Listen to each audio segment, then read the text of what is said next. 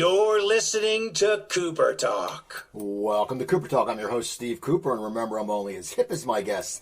I got to tell you something, people. The gentleman on my show today was actually on my show over 4 years ago, and he was nice enough to comp me to his show at the TLA in Philadelphia, right there on South Street. And I just moved back from LA, and I hadn't had a cheesesteak from Jim's. So after seeing a great show, I stopped by Jim's, I got a cheesesteak, and I was a happy guy. And he's got a great band. He has a really great new album. I can say great. I listened to it. When I was taking a walk the other day, and I really enjoyed it. It's called Hardrock Nite. And from Enuff Z'Nuff is Chip's Enuff. How you doing, Chip? Pat, good to see you again. I love playing TLA in Philadelphia. Well, my buddy Jackie Bam Bam, he comes down there and hangs out with the group every time we're out there. Good memories out in Philadelphia, singing the national anthem for the Philadelphia Phillies, Boston Red Sox was a highlight, one of the highlights out there. Tell me how that happened. I never knew that about you. Tell me how. Was it at the Vet or was it at the New Park? It was at the old place. Okay. Yeah, so we showed up there and we got called at the last minute saying, "Hey, guys, want to sing the national anthem?" No budget, weren't getting paid or anything for it. It was quite an honor to sing for it. It was one of the first inter-squad games between Boston Red Sox and the Philadelphia Phillies. You didn't see that very often. I think it was one of the first times they ever did it. And we showed up there and it said, the Philadelphia Phillies welcome Howard Stern's favorite band, Enuff Z'Nuff. I thought that was pretty cool. And then we hung out on the field talking about women and drinking with Tug McGraw. It was fantastic memories out there. And I didn't get a chance to throw the first pitch. I would have loved to have done that.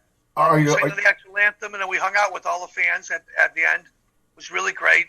And then right afterwards, they took us over to a place to have the Philly steak sandwiches, and they were fantastic as well. And then rushed back. We were on the road. We were touring at the time. So good moments out in Philadelphia. And then to go back to TLA again to play on that tour with Ace Frehley, or with that was actually with Jack Russell's Great White. It was a fantastic crowd there. We were followed around the struts everywhere. It was a good moment for me. Gave the band a lot of confidence playing a big room like that as well. Now, I got to ask you, back to the national anthem. And I know people who've sang the national anthem before, and they say it's scary as hell because there's so many people, and you can't really hear. What was your experience? Did you guys just get up and jam it, or did you do it acoustically, or how did you do it? No, we did it a cappella. I remember we were in the bathroom down the dugout, and Donnie says, "Hey, man, we got to write these words down." He didn't know the words of the national anthem. He sort of had a template of an idea on what to do. So we were writing. I was giving them all lyrics for a national anthem, and then he went out there and we nailed it.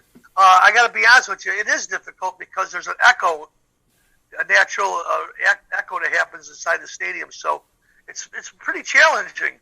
But I think we nailed it. When I listened to it back, I thought it was fantastic. Had all the harmonies down. It was a nice little two-part, and it worked out really well, and the fans loved it. So that was good. But I recommend that you rehearse it a little bit better than we did before going out there and trying something like that. That's a tough endeavor, and especially with all the fans there. You don't get a second chance on a first impression. Now, I want to ask you about the new album, Hardrock Nite. Now, okay, you're around my age. I've had a lot of guests who the Beatles were so influential to them because they saw them on Ed Sullivan and it changed their life. How did you get so dedicated to the Beatles? What was it at a young age you saw them, or how did you just come to love them? Mom and Dad playing those records. They're huge Beatle fans. As we grow up as kids, we usually scorned what our parents played. But my mom and dad were playing Rare Earth, Black Sabbath, early Led Zeppelin, Queen. There's a potpourri of different bands. In those early days, the Beatles was a staple in our household. Played all those records, but I didn't really choose when it came to picking material. I looked at 67 through. That's when the Beatles were really experimenting back then, I know the very early stuff, the John Lennon solo stuff, the Shea Fish record with Whatever Gets You Through the Night and Mind Games and, of course, Cold Turkey. That tripped my trigger for sure. And McCartney stuff with Linda on Paul McCartney and Wings, there was some great stuff on there as well. We wanted to try to navigate and pick some of the solo stuff along with the Beatles stuff, but everything's from 1967 up. Anything before that we didn't touch, although maybe we cross those paths later on. And then on the songs, we just said, let's just take a hard rock approach to it. Instead of calling it a hard days night, we'll call it Hard Rock Night, and we'll just bash out our favorite Beatles songs through that era. And some of them were challenging. Eleanor Rigby, that's more of a string composition, but we put guitars on that, playing through Marshall and Mesa Boogie amplifiers and SVTs. And it was a hard rock approach to every single song on the record, but without taking away anything of what the Beatles did. It was pretty much, the arrangements are real close and the same. The only, I think, difference out of the whole record was we really, looking back in hindsight, we took the Ringo Starr song, and we did that. We took the Joe Cocker's version of that. We focused in on that because we love what Joe Cocker did, and he was always a big Beatle fan as well.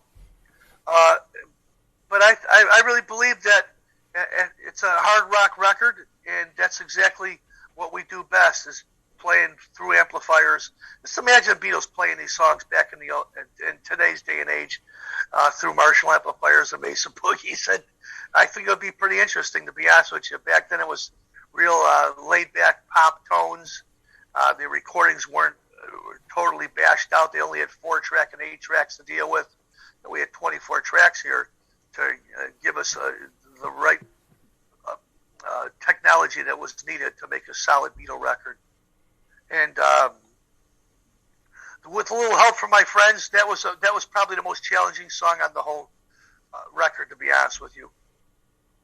Now, when you sit there and you start to play them, it's like anything. You're going to have the original version in your mind, and I know you can sit there and think it's going to be the rock and roll version, and you're going to have that in your mind, and you know what people want to expect, and you know, there's very closed-minded people who don't want to hear anything different. I love shit like this just because it's a different twist on it, and to be honest, it's just, when you've heard songs, like when I've heard the songs done by the Beatles, as you say, since 67, okay, I mean, I've been hearing them all my life.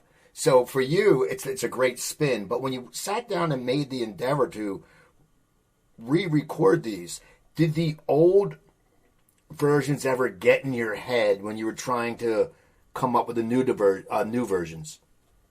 It certainly did, especially the stuff we did off the White Album back in the USSR and Dear Prunes. Obviously, we reverted back to that. We used to play Dear Prunes in the set in the early days. People thought that Dear Prunes was an Enuff Z'Nuff song. At least our fans did. Even the guys in the band, they thought that Donnie and I wrote that. Yeah, so you go back. There's a template that's there. You listen to it. But a lot of these songs, we just went in and pretty much just played them live. And that was the approach we took on the whole record. We wanted to make a nice hard rock record, showcasing the Beatles songs through my rose-colored glasses. I'll tell you, Pat, when we finished up the record, we recorded probably 17 songs, and we took our favorite 10 and put them together on one disc. And at the end of the day, we went to our constituents and played them, and they were blown away. People couldn't believe it. I was doing this movie here in Chicago called Cover 21, and they had me playing on a song in the movie. So I went to the premiere, and afterwards they had a big party, and there was probably 60, 70 people that were there. And the engineer, Chris Steinmetz, who mixed the record, he's responsible for a lot of big records. He's got a studio called Stone Cutters on the north side of Chicago. He played the whole record in its entirety, and people were coming to me. They were crying. They were blown away. And I thought, wow, we got something here that's bigger. The sum is bigger than the parts. And, at the end of the day, I think we might be the first band in the history of music to make a studio Beatle record outside of the Beatles. I don't want to sound immodest, but I'm pretty proud of that. Well, yeah, you should be proud of it. Now, what songs didn't make the cut, and why not? There was a few songs that didn't make the cut. Instant Karma was one of them that didn't make the cut. We thought we'd maybe hold that back for a later day. Whatever Gets You Through the Night was another one that we were working on. I thought was a great one with Elton John playing piano on that. It was fantastic. We said maybe we'll hold that one off for a little while later too. You Won't See Me, that was a great one as well. Off the top of my head, I remember all of them. There was so many songs. It was, like I said, there was at least there's another 7 or 8 songs that didn't make the cut. But I think there's a reason why we held those back. Perhaps maybe they'll be around too. We'll see how this record does. Right now, it's already sold out on the stores. So that we haven't had a record that's done that pre-sales in 30 years. So we'll see what happens, what the future holds for us. But I'd like to see those songs see the light of day one of these days in the future. I know Revolution made the record, and that almost didn't make the record because that's one that we did years ago as well. But it seemed to fit the times right now and what we're dealing with in the world. So, we've really focused on John and Paul, but I think it shows all the Beatles on this record, on the performances. It's a great hard rock record at the end of the day. Now, how have you weathered through the shutdown we had as a musician, as you're used to being on the road? How did you react to it when you first heard of the news, and you may have been thinking, okay, this may not last forever? How did you sit there and react and get used to all of a sudden knowing that you weren't going to be going on the road for a while? Well, we didn't know, to be honest with you. Our first approach to this whole shutdown was, well, how can we stay busy and keep moving forward? Do we just sit back and wait until things open up, or do we take the bull by the horns? And that's exactly what we did. We took the latter. We went in the studio immediately, started recording not only this Hardrock Nite record, but my solo album and then another Enuff Z'Nuff album. I just read an article recently where Lenny Kravitz said he's made 3 records this year. That's a lot of material to come up with, although there's plenty of subject matter to write about. To be able to get in the studio and to have the time to lay down 3 albums, that's very challenging. But we found ourselves in a unique situation. We all have recording studios, so we can all pass ideas out to each other. And that's exactly what we did. Now, when it was time to get together in the same room, we did. And I think that at the end of the day, when you look at with any of the bands out there, you'll see next year all the groups putting out brand new records because we all had time to make music. And why are we doing this? Well, we do it for ourselves. But we also do it for the fans, too. We all want to go out and play shows. So you get the music together, and then you got something to go out and tour with. Now, what will be the difference between an Enuff Z'Nuff album and your solo album? How do you, because, if you're writing, I mean, what's the difference? What's the sound? Explain it to me. Well, Pat, it's all songs at the end of the day. And I've mentioned that before earlier, that the songs come from somewhere. I don't know where. John Lennon said it best. All the great songs are already written. It's up to us as artists to find them and bring them down to you. It's hard to differentiate. The band's not playing that. That's the difference, okay? I don't have Tori Stoff Reagan, Tony Fennell, and Daniel Benjamin Hill on the solo records as much. Although Dan did come down and played drums on a few tracks along with, he played some string arrangements for me too. A guy's fabulous. He does movies and soundtracks, produces other bands and stuff. So having Dan on the record was certainly nice. But I went out and I got a bunch of musicians to come down and play with me on the record, most notably Joel Hoekstra from Trans-Siberian Orchestra and Whitesnake. He was able to come down and play guitar on the record. I got Dax Nielsen from Cheap Trick playing on the record. I even have Steven Adler from Guns N' Roses on one track that he did with me years ago that we never released called Honolulu Boogie, the old Mata Hoopa cover written by Ian Hunter. So maybe the record's different because of the different musicians that are playing on it. Song-wise, basically the solo record, it's called Perfectly Imperfect. It's out on Frontiers next year, and it's my heroin love letter to the new generation. Now, you're the lead singer now. You weren't always a lead singer. What was it like to make that shift? Like when you sit there and go, you go from being, and you're if people, if you've seen Chip, he always has great hats and great glasses. So you're going to get attention to him on stage. But for you, what was it like to make that shift to all of a sudden being the front man? It's quite challenging. There's no doubt about that. I remember years ago when Donnie left the band in 2013, he says, if you're going to move on, if you're going to move forward with Enuff Z'Nuff, you sing the songs, at least the fans will know it's Enuff Z'Nuff. And maybe that was a backhanded jab, or maybe he was just confident enough to know that I might have a chance to be able to do this. But it was certainly a challenge. There's no doubt about that. In the early days, at our first tours, Pat, I'd have lyric sheets on stage because we couldn't afford a teleprompter. And I'd have lyric sheets on top of the monitors just to get through the songs, because it's a lot of stuff to remember. Not only playing bass, but singing these songs is, it takes a little discipline. But the fans have spoken. The shows have been great, wonderful turnouts. People love the records that we're putting out right now.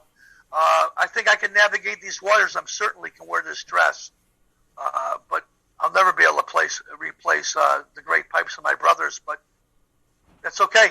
I think that we have a great sound. It still sounds like Enuff Z'Nuff at the end of the day. Songs are strong, and the live performances are solid as a rock. I got great musicians playing with me. Tony Fennell used to be with Ultravox, and Edwin Starr. He took Midge-Year's place in Ultravox. That's a big league singer right there, a wonderful guitar player. Tori Stoffregan, he had the Black Mollies before this, and New Black Seven, and Motherload. He's had groups that he's played with for years and toured around the country. Fabulous guitar player with a great sense of balance. Daniel Benjamin Hill, as I mentioned earlier, wonderful producer, great drummer, shows up every single night with a smile on his face. He loves wine, women, and beautiful music, and that's what we play every single day. It's a formidable team. I have a strong band, and because of all the shows underneath our belt, we played, 600 gigs plus since we've been together like this. I think the proof is in the pudding. Band is solid as a rock. We show up every single day. We're grateful for the gig, and we got wonderful songs to play. Now, how was it when you got back on the road after the shutdown? How excited were you? And did you have to sort of get used to getting your chops back on the first few days? Because it's like anything. I used to do stand-up comedy, and I have a lot of friends who are comics who weren't on stage for I don't do it anymore, but they were on stage for a year and a half. And all of a sudden they go, we don't know if our timing's going to be right. We don't know if this and this. What was it like with your guys' first time back on stage when you already had played together, so you have the chops? We know that. But it's like anything. Did you feel a little like you lost a little bit of the chops and had to gain them back? Or what was that first night like back? No, it was good. No one knew what the landscape was going to be. Perhaps Enuff Z'Nuff was like the human guinea pig back then, because nobody was touring. And this is the third time going around with our agency, Artists Worldwide, putting the tours together again, because it kept canceling and postponing, and we didn't know what to expect there. But when we got up on stage and started playing our very first tour, the very first show was a live streaming show for Larry Moran's Monsters of Rock cruise. And we had about 30,000 people watching us, and we played nothing but Beatles songs, the whole thing.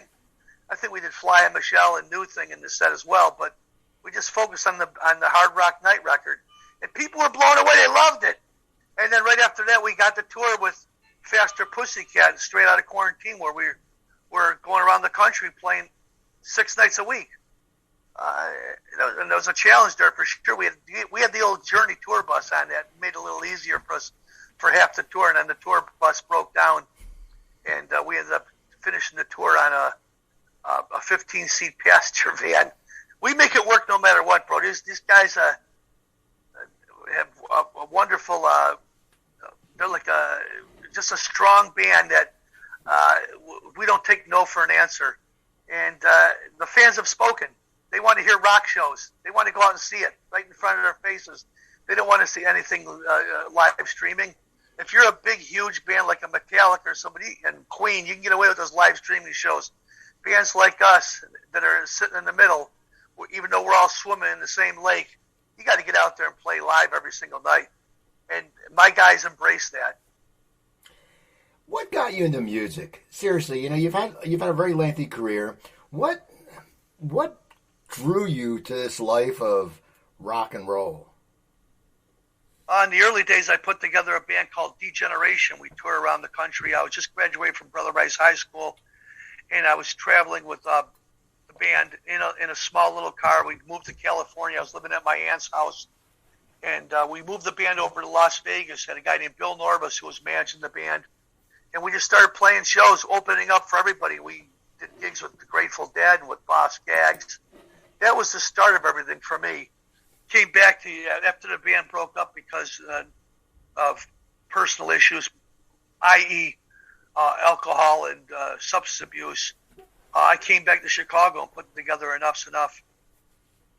And I think what the catalyst to starting my musical career was in the old days when my mom and dad would let me watch Don Kirshner's rock concert and the Midnight Special and seeing Alice Cooper and Queen and Kiss and all those big bands. That was the start of it for me. I said, I could do this for a living. But maybe perhaps it was before that when I'm hearing records as a kid and I didn't know it because I played sports as a young boy. I was a baseball player, and I after I graduated from high school, I got a chance to try out for the Milwaukee Brewers, Cincinnati Reds, Kansas City Royals, Chicago White Sox.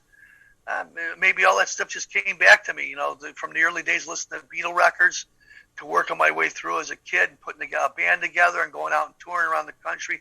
It all come back tenfold to me. But it's been really a blessing from the good Lord. I'm really one of the lucky ones. I'm the last of the Mohicans. There's not many bands that are going to be out there that are going to be together, stay together like the Rolling Stones. But I don't know anybody that gears up a band for failure. And I always said, I'm going to take this as far as it'll go. And how did I know that? Here we are 37 years into our career, still making records, still touring around the country. It's really, not to sound unmodest, it's a modern day miracle. I don't know how many guys are going to continue to do it. The newer bands, I wish them well because, the Greta Van Fleets and the Rival Sons and the Dirty Honeys and the Vintage Troubles and Lemon Twigs, those guys, they got an uphill battle ahead of them. It's going to take a lot of hard work, and more than anything, those bands are going to have to go out there and they're going to have to tour because you just can't depend on just the internet for people to go out and get your records. You got to go play shows, and maybe there's a movie or a TV show, a soundtrack, a commercial you can get into and help you branding. That's the biggest thing. If you can brand yourself, it'll take you a little while. It'll move the needle for you. Now, the music business has changed, as you just said. How did you guys get your first record deal? Because it seems like bands don't get record deals anymore. It's not like, you guys, when I talk to a lot of musicians, you started off, you were playing live, you were getting a following, people were like, oh, this band kicks ass, and then all of a sudden you would get, how did you guys get your first record deal? Well, it was a happenstance. We were lucky. We were in Lake Geneva, Wisconsin. We were recording an album. We were doing our demos while Skid Row was in the studio recording their record, their first debut record. I remember Sebastian Bach walking in the room. I go, this guy is a star. Look of the world. They had Michael Wagner in there producing the record. Adrian Belew and the Bears were in the studio too. Adrian, obviously, everybody knows him from early days as Frank Zappa and King Crimson. It was a nice little thing that was happening around us. We were in good company. And Doc McGee heard a couple of songs that my management company played from. My manager at the time was Bob Brigham. And Bob says, hey, Doc's got your stuff, and he wants to talk to you guys. And so when we got a chance to sit down with Doc, he says, I got 3 cassette tapes in my car. 2 of them are your band. I have a friend of mine over at Hologram. His name is Derek Shulman. He used to be the lead singer of Gentle Giant. And he's signing bands. He signed Cinderella and Bon Jovi. Perhaps he might like what you guys are doing. I think he would. I'm going to give him your tapes. Hey, we said, thanks a lot. Not unwittingly, not knowing what was going to happen. And from there, Doc took the demo tapes, gave it to Derek. Derek hailed his band, flew to Chicago, seen us at a rehearsal. It was a debacle. Everybody's drinking and smoking and not paying attention. No discipline at all whatsoever. But Derek seen something in the band that was special. He loved the songs that we played from. And only 2 songs we did at the showcase, by the way. And the following day, he sent us a facsimile for a $250,000 record deal. And we had nothing to. We were a bunch of guys from Blue Island. We were just working jobs, doing everything we could, construction, electricity, whatever it needed to try to get through the day and pay our rent. And we were able to facilitate a deal through Atco Atlantic, and then right away we went right back in the studio and just started recording all the songs. We probably did the whole first album in a month. Then we got Paul Lanny, who was just finished up doing Peace Sells, Who's Buying by Megadeth. He came in to Lake Geneva, Wisconsin to mix the whole record. And, we thought we had something special. We didn't know exactly where we were going to go.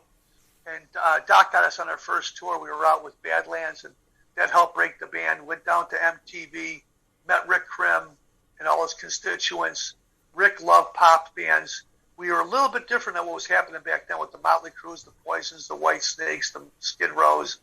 We were colorful and flamboyant, but the music, when you listen to it on the radio or put it on a turntable, Pat, you didn't see people shaking their asses in smoke machines. You just heard the songs, and we had a little bit different of a sound. We may have came out a little bit late in '89, but we had 5 years to work it up to get to that point. We have a pretty solid, formidable band then. And I think those earlier shows really helped solidify at least a footnote for Enuff Z'Nuff.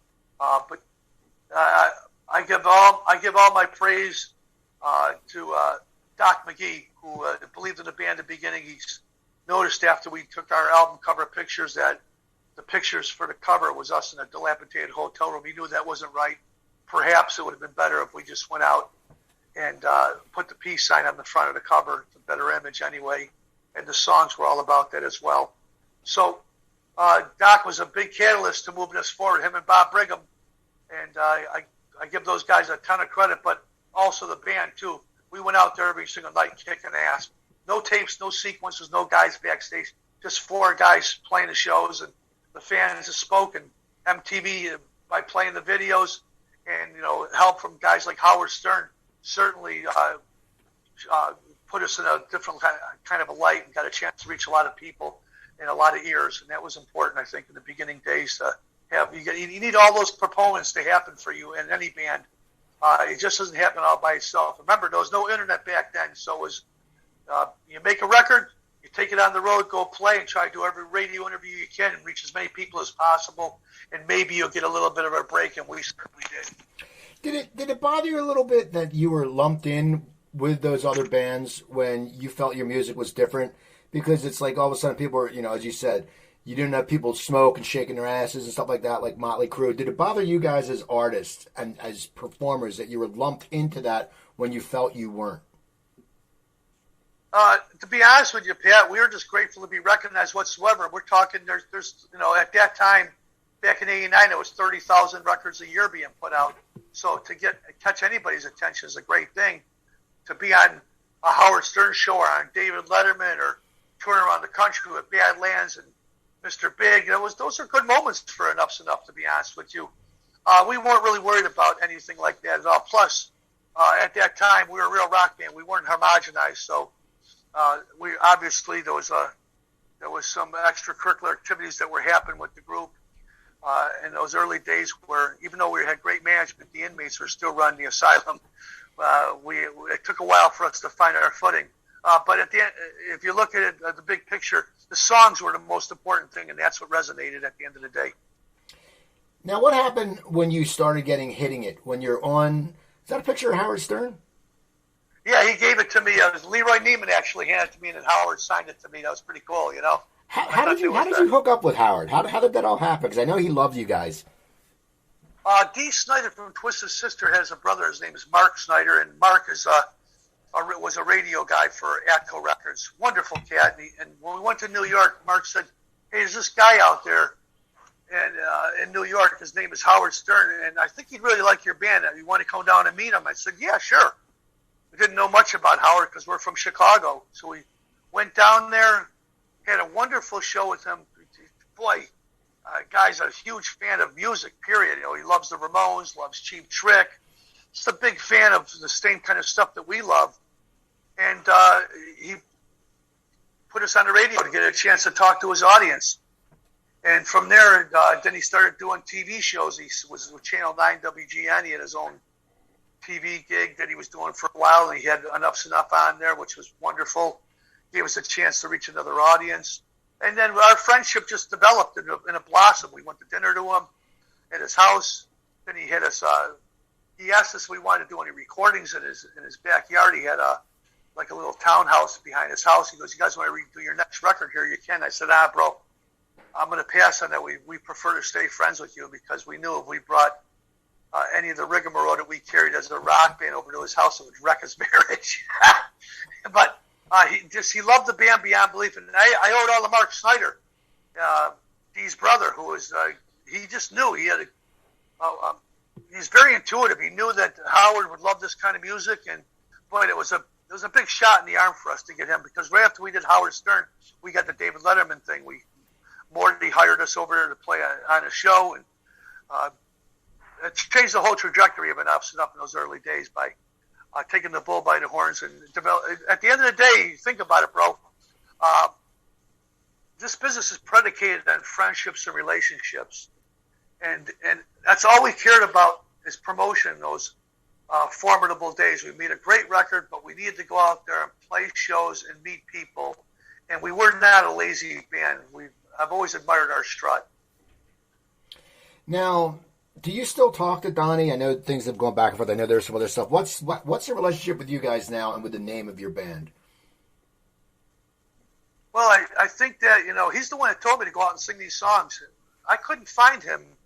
After he left the band in 2013, I couldn't find him. He was incapacitated. So we just moved forward as a rock band. That was the most important thing, to continue to keep the ship on float and move the needle and keep the legacy respectable. There was so many songs that we had out there, and they're just sitting there.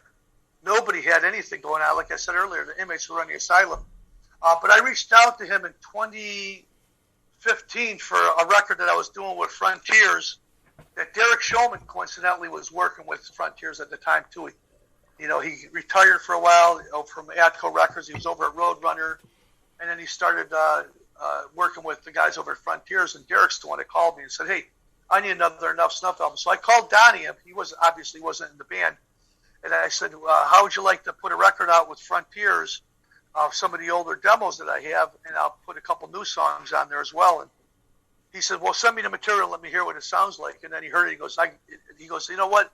It's got a great energy to this." He goes, "I'm cool with that." And then they paid us, obviously, and it helped us because we were all going through some tough times financially. And then from there, I went years later, after 3 successful Enuff Z'Nuff albums with me at the front, I went back to him and said, "Hey, we got a chance to do a deal with Cleopatra with our catalog stuff. What do you think about that?" And his approach was, "Well, what do you want to do?" I said, "Well, they want to put together the whole catalog of the older material along with the box set."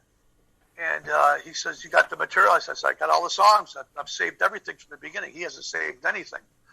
And so that's what I did. I put together, it took me about 3 weeks to put together all the songs off DAT tapes. I went in the studio over at Stonecutter Studio with Chris Steinmetz once again, and we listened to every single song. There was about 63 songs all together on what I had on DAT and on cassettes. And then we picked what I thought would be the best representation for the early days of Enuff Z'Nuff, because I'm playing drums on a lot of that stuff and guitars, and it was just the two of us at that time. And I sent it to Donnie, and he goes, "You know what? This feels good. Let's put it out there." And of course, he gave me a hard time in the beginning of it. He didn't want the material to be heard. And I said, "Listen, this could be a nice thing for the diehard fans that are out there that have been following us for the last 20 years, and for the new generation out there as well. Why don't we just listen to our constituents and see what they have to say?" And his management company, along with our old manager, Herbie Herbert, who, God bless him, we just lost him 10 days ago. Wonderful manager, one of the greatest managers in the history of music, I think, in my opinion. He used to manage Journey, of course, as well as Mr. Big and Steve Miller, Roxette, Europe. He's so many great bands he had. And he said, "You guys got to put it out there." He was the one that pushed me, and Herbie Herbert was the one that pushed me and said, "Listen, this needs to see the light of day. Don't give up the masters. Maybe just put it out and license the songs to Cleopatra, and at least everything will be underneath one umbrella for you and Donnie to navigate." And that's what I did. So the relationship in that way has been pretty good. Lately, though, he's been a little bit cantankerous, but I'm going to leave that alone. My main priority is to keep the legacy of Enuff Z'Nuff intact. We had 29 years, 30 years together of making records and touring around the country. It's only fitting that I shouldn't have to stop. I think the fans have spoken. They buy the records. They see us live in concert. The shows are good. He's got a solo record, and to go a step further, I played on the solo record. I'm also on the video for Party Time that's out right now. I think I've showed a lot of resilience and certainly a lot of respect and loyalty to the catalog and the legacy of Enuff Z'Nuff. And I would think that he'd be happy with something like that, because if Herbie Herbert's, one of his last things he said to me was, Chip, if you didn't continue to move the needle forward with Enuff Z'Nuff after he left the band for the third time, nobody be talking about you. There'd be no licensing deals. There'd be no record deals. There'd be no touring. You wouldn't be, you have to do your own thing.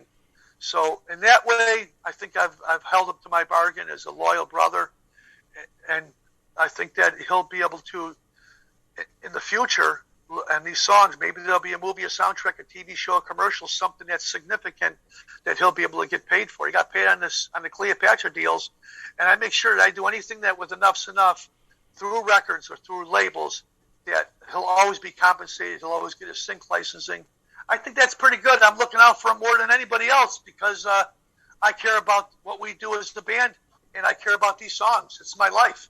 Well, you talk about the legacy. How has your writing changed over the years? Because it is a big legacy, and you when you started, it was a different landscape of music, and you guys have weathered it. But how have you personally? How has your writing changed?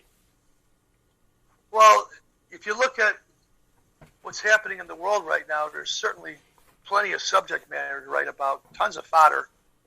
Well, in the old days, it was two guys getting to write the songs together. And nowadays, that's four of us. I can sit down with my whole gang, and I think it's pretty wide open to interpretation of what you're going to write about. These songs that I've been putting together for the last 3-4 albums is about, some of them are autobiographical, but a lot of them are just about everyday experiences that I went through, and perhaps the audience did as well. I never like to talk about what the songs are about, because what it means to one person might mean something to another. But the songs just come, and it's a blessing from the good Lord. I'm lucky to keep coming up with material, and there's plenty of it out there still. I'll have put out 3 records alone this year, outside of all the stuff that I've been producing, because I've been producing a lot of records too, Pat. I just did the Steve Ramone record. That's going to be out on Pavement. I also did Midnight Devils. That record will be coming out. I did the Markishi record. That album's out right now. I've done 6 records in the last year. That's a lot of, ask any producer or engineer or any band, that's quite a bit of work for 1 year of being shut down. And I did a whole tour with Faster Pussycat. So I just try to keep myself immersed and working all the time, whether it's here in Blue Island in my home recording studio, or I'm in Los Angeles at Music Grinder or A&M, or downtown in Chicago at CRC or Stonecutter Studios. Wherever the work may bring me, wherever people are looking for music, I'm your ticket. Got a few more questions for you, then we'll get you out of here. What were some of your, what would you consider some of the high points of your careers? And then also, what were some of the low points of your careers? Because you lived a rock and roll life, and as I said, a lot of people disappear. You've been around. You're still making music. You're busier now than you were, it seems, years ago, just because you're proactive. But what were some of the high points and some of the low points in your career as a rocker? High points in my career is having my daughter Tara. That's a high point, that's for sure. In music, I would have to say the first 2 records were very well received around the country. Doing those David Letterman shows and Howard Stern's relationship we have, those were very significant as well. Any of the tours out there, playing with all the big bands that I've toured with around the country. And Pat, it's quite a few of them out there, okay? I've shared the stage with some of the biggest bands in the world, and there's a reason why, because they were big fans of the band. They love what we were doing, and they respected the music that we were putting out. So when I look at that, I got to tell you, I'm pulling out right now. I'm looking at some of the bands that we tour with out around the country, and you can't say enough about some of the, we sharing the stage with Cheap Trick or the Kinks, Tragically Hip, Def Leppard, Leonard Skinner, Material Issue, Joe Walsh, Foreigner, Alice Cooper, and the list goes on and on.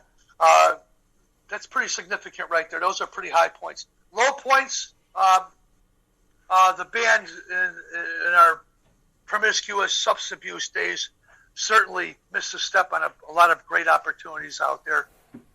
Donnie leaving the band for the third time in 2013 was certainly a shot in the arm for me, but it made me take a different approach to what we're going to do. And when I go out and tour now in the second half of my life, I want to make sure that I'm happy and comfortable, and I want the guys around me to feel the same way. And as long as we can continue to put out great records and go out and tour and have solid rock shows, I think I nailed it. Well, that's great. Now, also, how many hats do you have? Because as you see, I have a lot of hats here. You always have great hats. How many hats do you have? Hundreds. And get them from all around the country, too, you know. And some of the finest ones I have found around, you know, outside over in Camden and England. Wonderful places over in Japan. I found great caps out there. Beautiful stuff out there. And then, believe it or not, from the rock fans, you know. What a great one I just got just recently, too. I find them all over the place. The fans, they bring them out to me as well. I got a friend of mine out in Vegas. She makes hats all the time. Some great stuff. That's part of my. I'm like a cartoon character. How did you cultivate that look? How did this look come about? Because you got the big glasses, which I don't even know where you find the big glasses, and they look good on you. For me, I look like, you know, a fly if I wore big glasses. How did you cultivate this look? I don't know. It just came to me. Billy Corrigan calls the round shades. He says, "Oh, the Chips and Up shades." I like that. I don't know. Just I've always worn sunglasses, and I've always wore caps. I like the look. Perhaps it's subconsciously nicking off of John Lennon, because he wore these kind of caps too. I know that. I just don't know where it comes from. I just know I stand alone, and if you're going to conflict, well, people are going to call you Chips Enough. So I have no answer for you right there. I just know that I've always been a guy with the style, and all the bands I've grown up with, especially across the pond, have always had a great strut that I've admired. And the hat and the glasses are just an accessory to the music. That's all. Now, you have some tour dates coming up. What can people expect in your live show? Are you going to play a lot of the Hardrock Nite like you did on the stream, or are you going to mix it up? What can they expect when they come see you? It'll be a potpourri of Enuff Z'Nuff material from the early days all the way through. I mean, we have 20 albums to navigate, so you'll hear all the material there. But perhaps some of these shows you're going to get Beatles. I'm going to play this Hardrock Nite record in its entirety. I just did it in Denver. Sold out. People just hailed those Beatles songs. So I don't know what it's going to be. It'll be probably a mixture of both. But expect to see a 4-ring circus and a real rock band at the end, with no synthesizers, no guys underneath the fucking stage. It's a real rock band playing these songs, and that'll make it special. And hopefully I'll still look close to what I looked like a long time ago. You see my look right now. I'm not liking the... I'm not very happy, but my weight's good. I feel healthy, and my band is in good shape too as well. So we'll show up there with all the bells and whistles, and hopefully some peace signs and paisleys as well. That's great, man. You know, I want to thank you for taking the time to talk to me today. People, go check out the website EnuffZ'Nuff.com. I know you're on Twitter, Chips on Twitter. Follow him on Twitter at Chips Enough. Go to my website, CooperTalk.net. You can find over 880 episodes there. Email me, Cooper at CooperTalk.net. On Twitter, it's at CooperTalk. Remember, I'm Steve Cooper. I'm only as hip as my guests. Don't forget, drink your water, eat your vegetables, take your vitamins, and I'll talk to you guys next time.